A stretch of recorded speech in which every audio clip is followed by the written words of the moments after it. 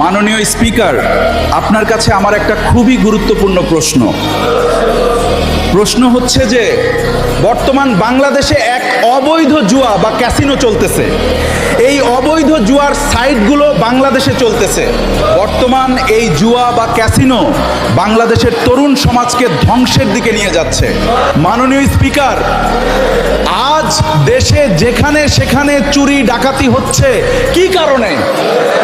বর্তমান এই তরুণ যুবকরা এই অবৈধ জুয়ার নেশায় আসক্ত হয়ে জুয়া খেলে তারা যখন হেরে যায় তখন তাদের মাথা কাজ করে না টাকা কোথায় পাবে।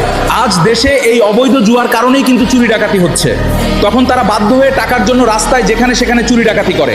মাননীয় স্পিকার, আমি খোঁজ নিয়ে দেখেছি এই জুয়ার কারণে কত তরুণ কত যুবকদের জীবন ধ্বংস হয়ে গেছে।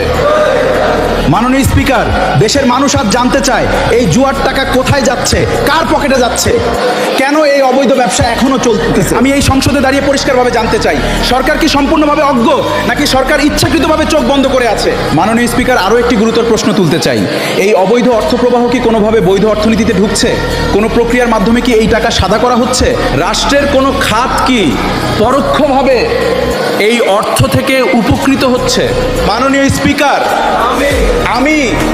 আমি এই খাম্বা সরকারকে পরিষ্কার কথা বলে দিতে চাই, বাংলাদেশে যত অবৈধ জুয়া বা ক্যাসিনো সাইট আছে এসব যদি বন্ধ করার কোনো পদক্ষেপ না নেন, আমি পরিষ্কার বলতেছি এই দেশের যুব সমাজ ধ্বংস হয়ে যাবে।